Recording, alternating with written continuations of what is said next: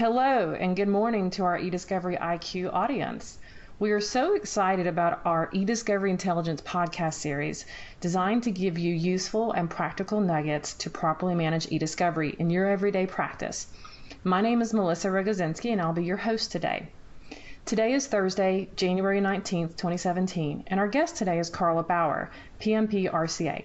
Carla has been a legal industry professional since 2002, serving as litigation support specialist, paralegal, project manager, and now the founder and president of eDiscovery IQ. We're here today to discuss part one of our budgeting series, the cost benefits of ESI management. Carla, welcome to your own company's podcast series, and thank you so much for being our first guest today.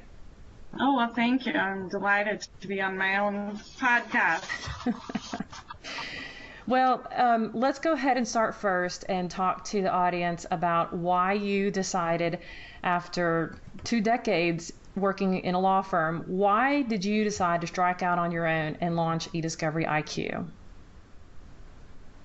Well, after I spent some time working in the law firm, and then I worked for a vendor for several years, and working there, I noted that there were lots of times when we would receive cases from small to medium-sized law firms, and the attorneys were trying to make decisions and choices about what they should do and how they should handle certain issues as they came up. And as the vendor, we're, providing our opinion, but they didn't always feel like they could trust it, that we were being, they didn't have anyone on their side that knew what was going on to offer them a counterpoint. And so I decided that this was really needed, and I started talking with a lot of attorney friends of mine that are in the small to medium-sized law firm market, and about the challenges that they faced, and I knew that I could help them with this. And I believe that there was a market that really wasn't getting addressed at all at that time, although I feel like a little bit more now, but it's still a very underserved market. I agree that it's underserved and that it's starting to get better. And the reality is that we've been dealing with eDiscovery officially for about 10 years since the federal rules amendments and the Zubilake case back in 2005, so a little bit more than 10 years.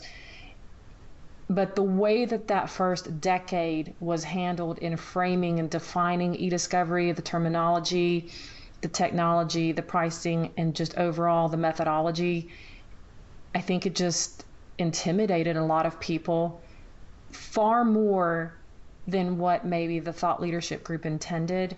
And now that segment is ready to start dealing with it, but I think the segment represents probably 90% to 95% of our industry, and they're a decade behind. So they're starting at, ground zero, a 101 level, and we have to meet them where they are. We can't expect them to find us. Would you agree with that? Yeah, and that's sort of the basis that I started eDiscovery IQ on, was that I can go out and help them in a very one-on-one, non-intimidating way, and to just be able to present that information in a factual way, objectively. I'm not a vendor. I'm not selling you a product. I'm just here to tell you this is the course of action that I would recommend. These are my reasons why I'd recommend it. But ultimately, the choice is up to you as to how you want to move forward. And I don't think that, there's a lot of places to go to get that very objective opinion that's not clouded by any other motivation, such as commission from the salesperson at the vendor. I mean, it's kind of, they're not usually going to tell you to do something that's going to cut the budget down by $500,000. That's a hard deal to do when you're the sales guy who's going to make the commission off that. And we'll address that a little bit later, because just like you, I've been in legal for 2.5 decades, and I've worked in the law firm and on the vendor side, and I've done education as well. So there's a lot to be discussed whether we address all of these issues today or have a spin-off part two to this particular conversation. Let's go ahead and move on with our next question. In your article, Cost Benefits of ESI, which is on your website, the first thing that you address is the myth. The myth is the perception that eDiscovery is more expensive than paper. So again, we've both been in eDiscovery for 10 years. We both know the facts about this. So let's go ahead and discuss this with the audience. And you've actually got some great visuals to help our audience actually see the cost differential between dealing with ESI and dealing with paper. You want to go ahead and talk to us about that, Carla? Yeah, this is something that I've said for years, actually since I began. The first case I ever worked on was a huge document production, and we had boxes of paper, and a bunch of attorneys and paralegals had to get on a plane, fly to Utah, go to the salt mine, and pull boxes of documents off the shelves and look at them and decide whether to copy them or put them back and all this stuff.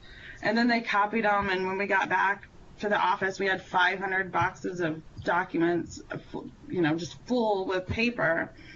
And that was after they copied them. And there was just so much expense tied to that case. And eventually that case went on. They found their servers, and we had the electronic portion of the case. Now, this was 2004, 2005, about the time that Zublake was occurring. And so I really learned a lot about eDiscovery, and that's where I started getting into it.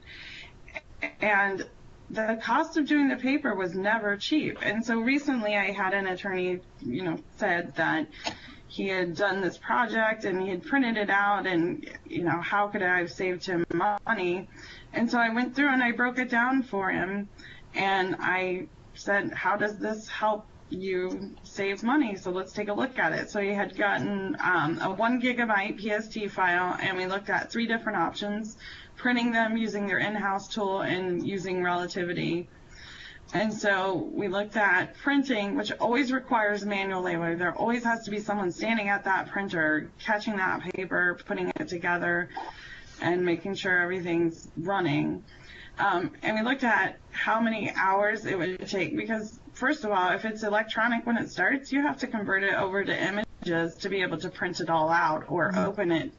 And even though that's done by programs, it still takes a lot of time, and anyone in the industry can tell you there's still a lot of errors, a lot of manual, a lot of coaxing that has to be done. So we looked at the cost of printing them at an industry average, 15 cents a page, scanning it back in, putting Bates numbers and Bates labels on, and then copying that to send out to opposing counsel. And the total cost for his project was $3,800. Well, that's just standing at the copier. That's not even including the billable time for the person actually doing it. Right, right. And the cost of you paying them their hourly wage to do all this.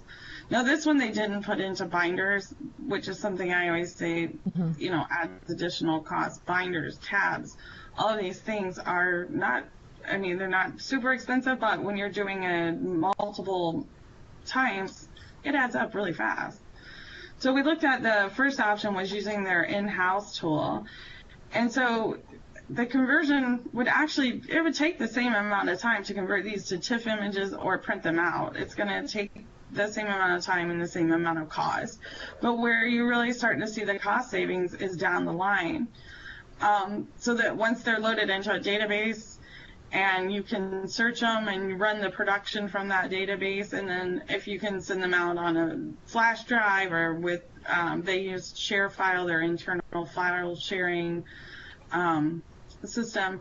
If we did all that, we would only have spent $1,650 compared to the $3,000. And then we went ahead and looked at a third option, which was, okay, you have no in-house tools. Let's say we have to send this out to a vendor. And looking at it in that way, the cost was actually slightly lower, although most vendors have a minimum, and some of these could or could not be a little bit higher. But the main thing is that it's certainly not going to cost more than paper, and most of the time it's going to cost less. Because that's another myth that I get a lot is that sending it out to a vendor is always going to be more than doing it in-house. And a lot of times that simply, it's not true if you're working with the right vendor and you've done the right negotiating, because they are oftentimes able to have more throughput with fewer man hours. And so on things like processing, a lot of times sending it to the vendor can be a ton cheaper than trying to do it with your in-house tool that's very limited. So we've gone from 3,000 to 1,055 in this particular case, this particular task. And that's a 67% savings. Yes, and it's a very realistic savings. This isn't a make pretend thing. It's for real. This is actuals. And so there's the sort of comparison altogether of, and doing it in-house. Here's an example where it would actually cost more because you have a little bit of a slower, and we did figure out the included in here was the cost per gigabyte for the law firm. Mm-hmm. Because that's another misconception, is that our in-house tools are free because we have them. We've bought this software, so it's free. But you have to buy the storage that it sits on. And most law firms are not equipped to add gigabytes worth of data in one day onto their servers. And it's not just adding to their servers, it's the human resources to manage those servers, it's the cost of equipment, it's the cost of keeping things updated and upgraded.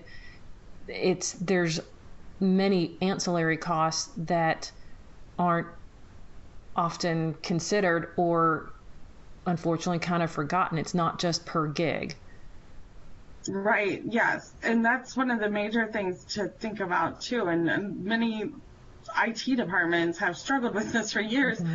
Backing up a bunch of single page TIFF files is not easy for most data backup mm-hmm. systems. So most law firms will either have to resort to not backing them up very often, mm-hmm. or they, most of them that I know of, I can't think of anyone, they have to just take that off of their regular scheduled maintenance and backup because it's just not going to happen. Single page TIFFs are just very hard on the backup programs. It takes days sometimes. Excellent. Let's go ahead and, do you want to move on, or do you want to add anything else to that? I mean, this example, I just can't imagine that anybody listening to this or seeing this could even have any argument against this. This is fantastic. This is very helpful, I know, to our community that we serve. Yeah, I mean, the only other thing, in addition to just saving costs, it really builds in a lot of efficiencies too, being able to search for documents and find what you're looking for. It just makes sense. And then if you need documents to review, complex contracts or things that you really need to print out, you can still print them out and look at them. Just print out the ones you need, not everything. Don't go wholesale and print it all out. Mm-hmm. Or yes. Right. Okay. So let's go ahead and move on to the next question. This is something that we're both very, very passionate about. Over the last 10 years, the federal and most state rules have been amended and re-amended to address ESI. Ethical obligations have been solidified through the ABA, and countless eDiscovery issues have been decided through our court systems. Why do you think that there is still a mass resistance to tackling and embracing eDiscovery? What are attorneys and paralegals missing or sacrificing if they don't accept the reality of eDiscovery? I think there's still a lot of resistance, just the intimidation factor, the fact that it was all so scary when it first started. I remember the metadata and, everybody trying to figure out what this metadata was and how you see it. And a lot of these things aren't as intimidating as the vendors have led people to believe. And there are many times that I'll sit down with someone and just show them, here's the metadata. This is what it looks like. Mm-hmm. This is what we're able to glean from that document. Here's where it's stored. And that makes them feel more comfortable. The other fun myth side of that is that sometimes on TV shows they make it look like we can tell everything from one document, and unfortunately that's TV. It's not real. There's limited amount that we can get, but sometimes it can be the most important information needed. And that's where I think people are missing out that aren't embracing eDiscovery. If you print out a Word document, fine, but you don't know what date that was created, the person who last modified it, what time they modified it, what modifications they made. Mm-hmm. There is a plethora of information behind that document that can really make or break a case. And I had one recently that it was about a Word document and whether or not the person who sent out the final document had made changes to it. And we were able to prove by looking at the author and the metadata on the Word document that had changed from the time that it had been sent, the first time received and then sent back out. It was different. And so we could prove that he made changes to mm-hmm. it. And that was the case. That was the deal. That was the winner, the key. Well, and I'll add to this too. Professionally, legal support staff, especially paralegals, and of course attorneys as well, have an opportunity to really grow their careers and become more valuable by embracing technology. I know that where I'm from, back in Birmingham, Alabama, I often had, in the last couple of years, I've had law firms that are in their human resources departments contact me instead of recruiters, asking me to help them find a tech-savvy paralegal. And, you know, I am friends with most of the tech-savvy paralegals in that area, and every one of them have been placed or gotten positions in law firms specifically because of their knowledge of eDiscovery and technology, their willingness to embrace it. You know, many of them have embraced it early on in their careers, and they have all gotten big fat pay raises as well. And it just makes them more valuable. But the law firms also give them more challenging work, and it's more exciting. And they're really seen as a go-to resource, a subject matter expert. I know about a year ago, well, back in May of 2016, a group of us did a program, we live streamed it through YouTube, called Wanted Tech Savvy Legal Support Staff. And that's on the ESI Roundtable YouTube channel. But again, we spent about an hour talking about how there was 5 of us, each one of us had embraced technology in a different way in a different time in our career, and how it changed our career and allowed us, in an industry where there aren't actually a lot of growth opportunities and there's not really like a corporate ladder to climb, we were able to progress our own careers and, like I said, get more exciting work, get more challenging work, be able to think outside of the box. And many of them are being paid much better than anyone who's not embracing it. Absolutely. And when I still remember my first interview at a law firm and talking with the attorney who interviewed me, and in college I had taken some classes for graphic design and different things because I was going to be a teacher and was going to do yearbook and newspaper and all this stuff. And he said, those computer classes you took, I think you'll be able to use that stuff here. And I was like, oh, okay, good, that'd be awesome. And when I started, and I went through the, training and learning the ropes, and the first thing they showed me was, I had this wall of pleadings, and I was supposed to go and find these pleadings out of all these binders and make copies of each one every time. And I was like, no. I went right away and just started having them all scanned in. I built a summation database. I didn't know anything about summation, but I just started there, and I to this day can't believe that people don't do that, because there was no way I was going to do that more than one time.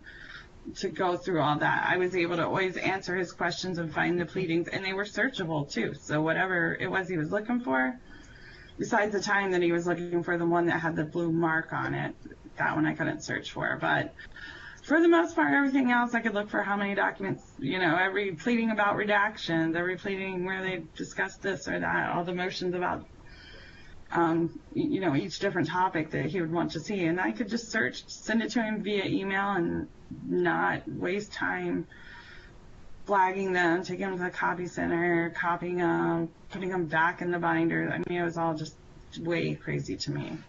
Well, technology is really not that difficult to learn anymore. I mean, and I'll go ahead and give a shout out to my millennial friends, not necessarily by name, but they have taught me, and this sounds so silly, but they have taught me to go to YouTube or other resources if I don't know how to do something. And I'm now in a place where even with running the ESI Roundtable and doing that live stream YouTube on the Tech Savvy Legal Support that we did back in May of last year, and even what you and I are doing now and the things I've done in between,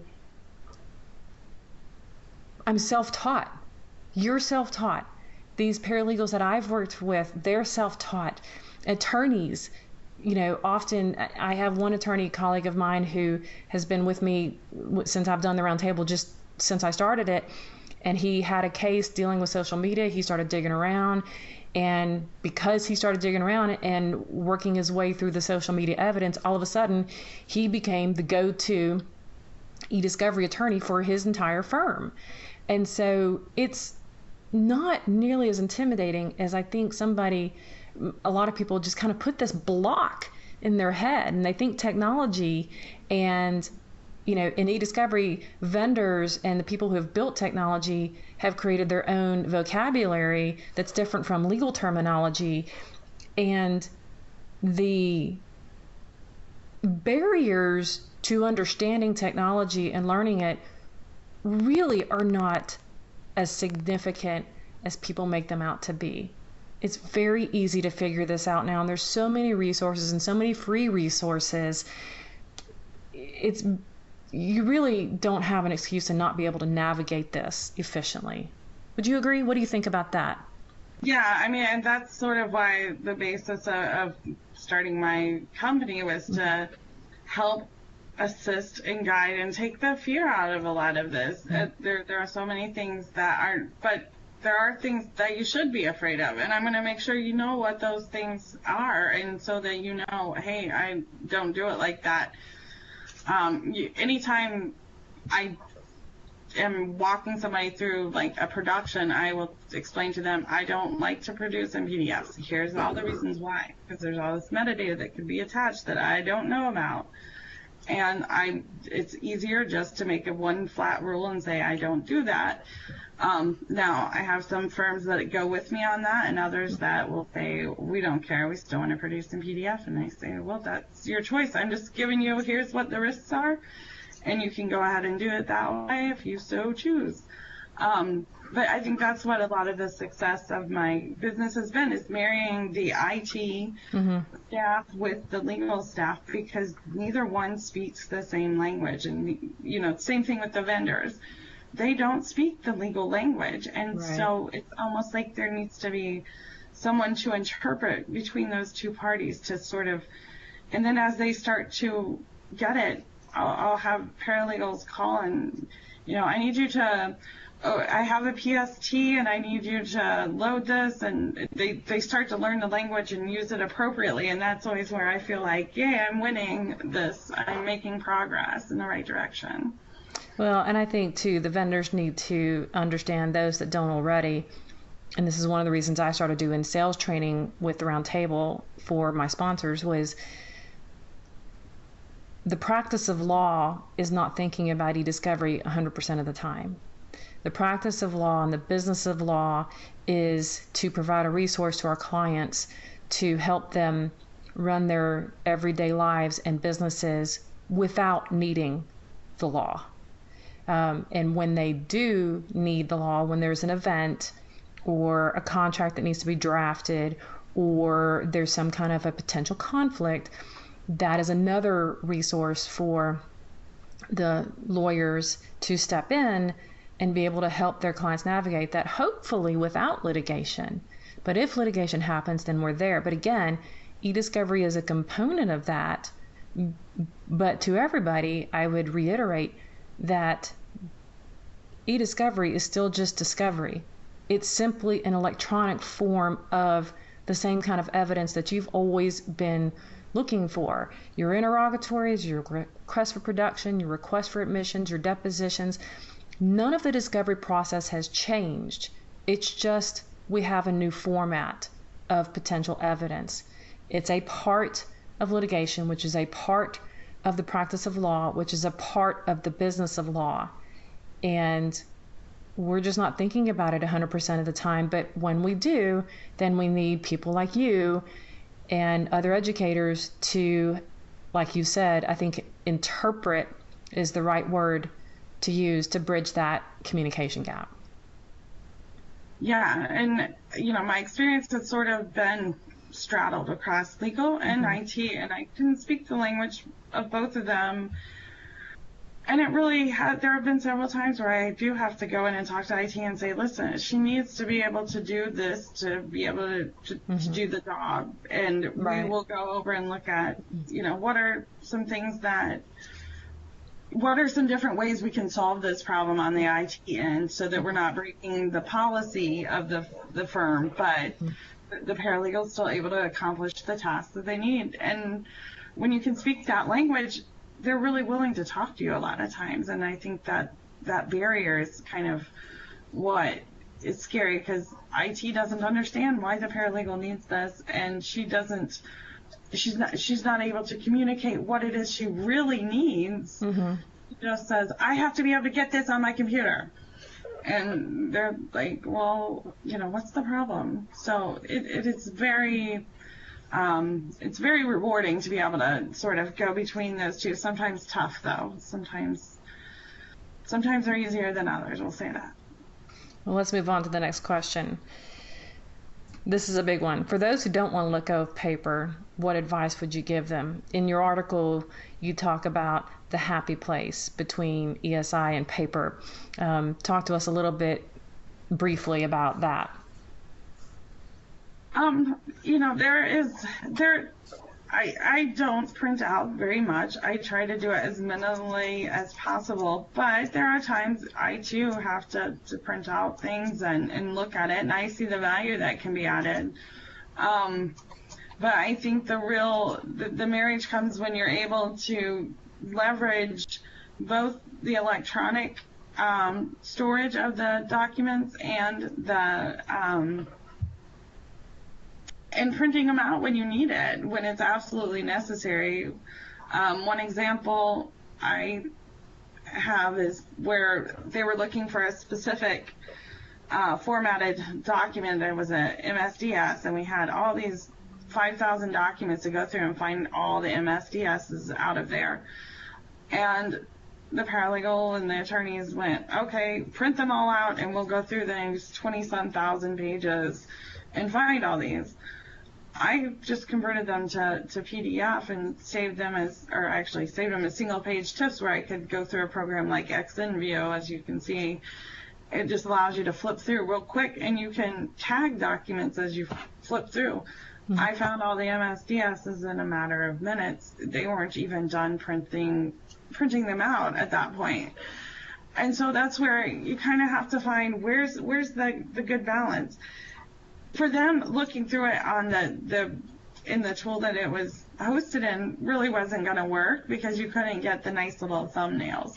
But once they pulled me in on it, I said, okay, here's what we can do. We can make it into thumbnails and then flip through them. And because they were really old documents that were scanned in, you couldn't search for them because the OCR text wasn't good. So this was the best way, and I was able to, within an hour, I think I had found them all, and they were still printing and getting the first thousands of pages off the printer at that time.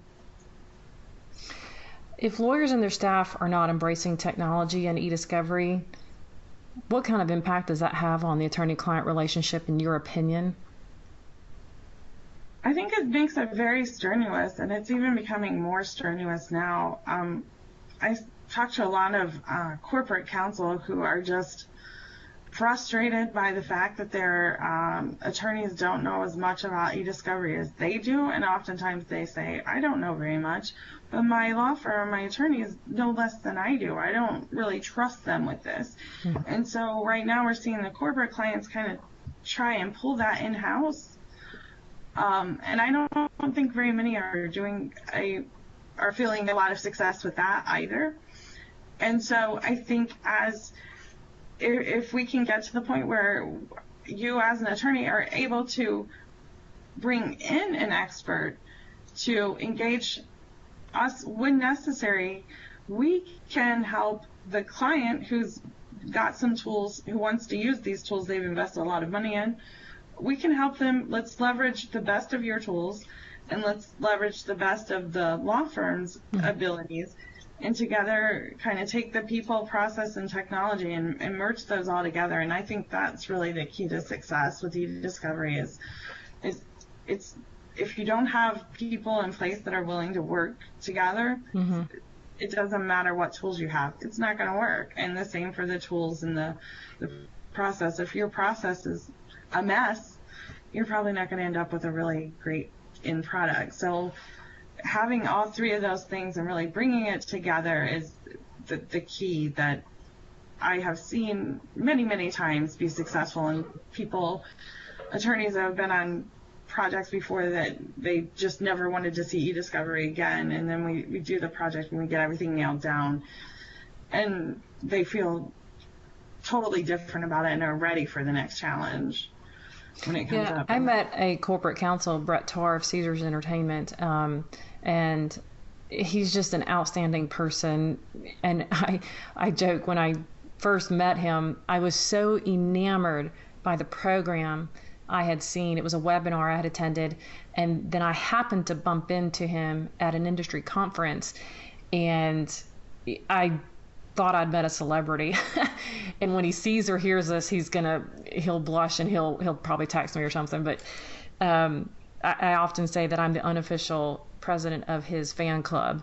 So anyway, but Brett is in-house counsel, and he developed this very sophisticated way to determine basically what it's going to cost to litigate a case or just go ahead and offer settlement.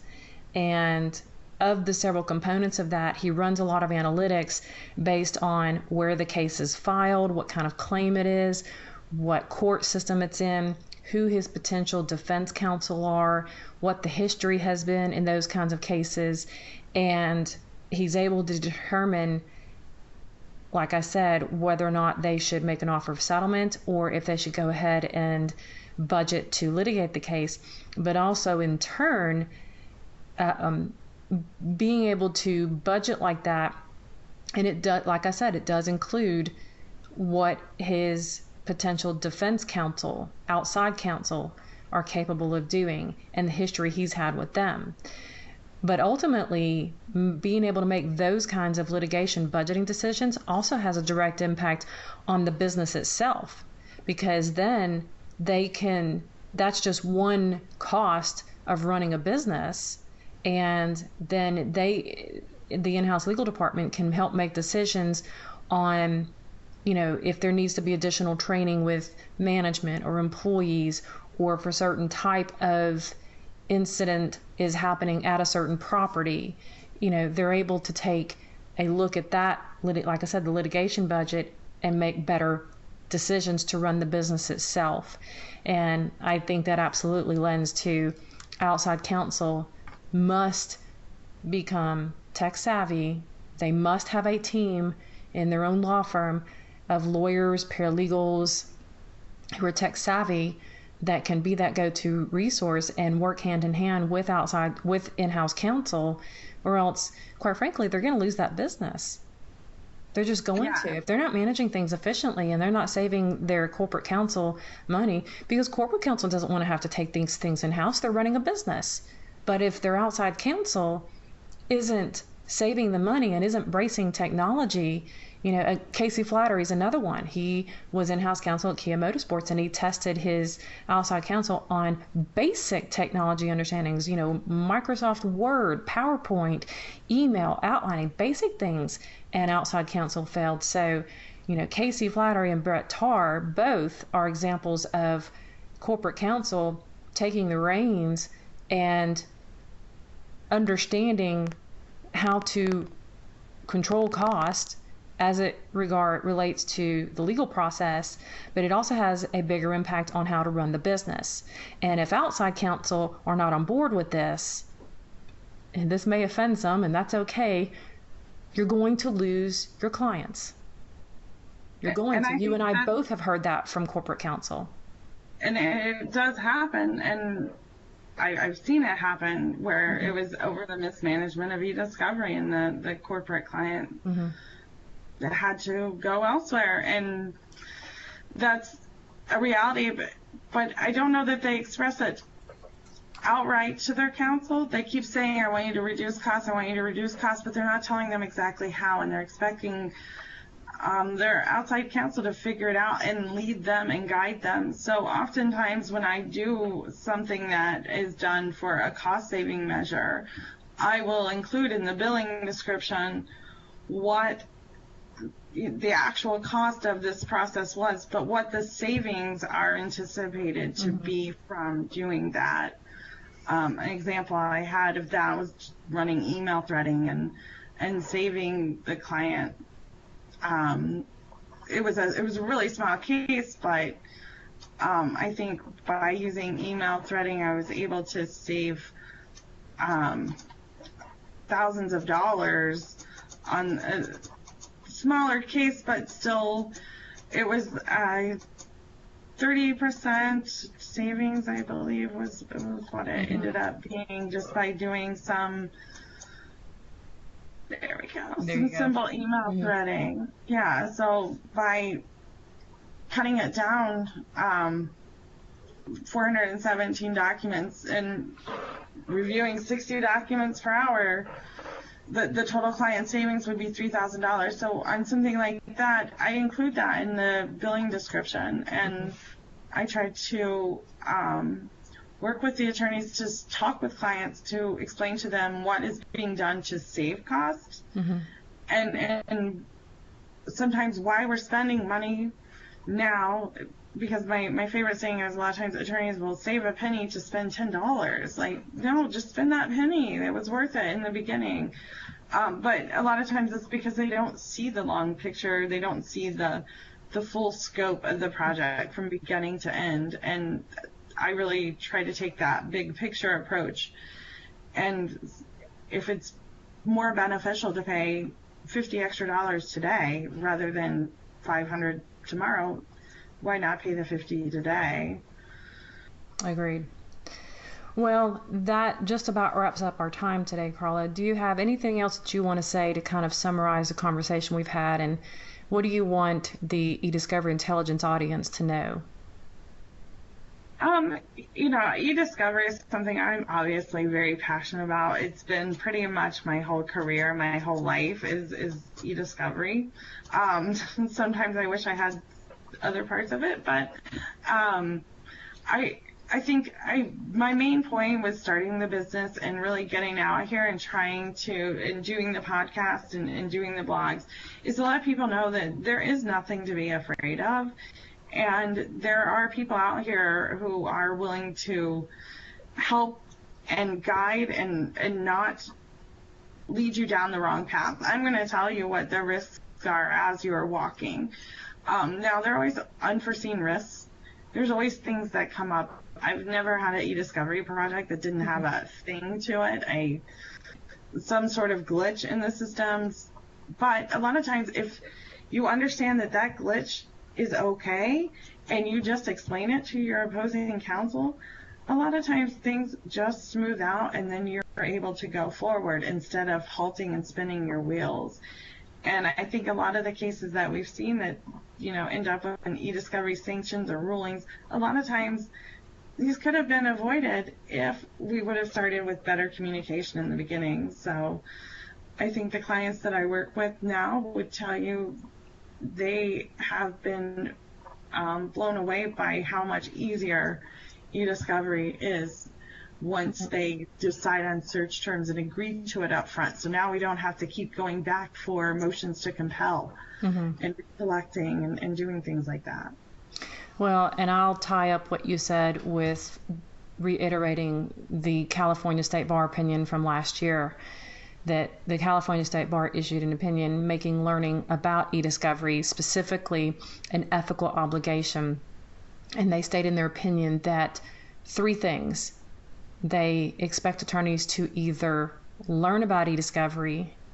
If they don't learn about eDiscovery, hire someone who knows about eDiscovery, which would be you, an eDiscovery IQ, or the third and final option is to refuse the client. And I don't really think our audience wants to have to refuse their clients. So learn about eDiscovery and or hire someone like you with eDiscovery IQ, and let's get through this together. Yes, absolutely. Right. Well, once again, everyone, I want to thank Carla Bauer, the founder and senior consultant at eDiscovery IQ, for joining us today and sharing her thoughts on the cost benefits of ESI management.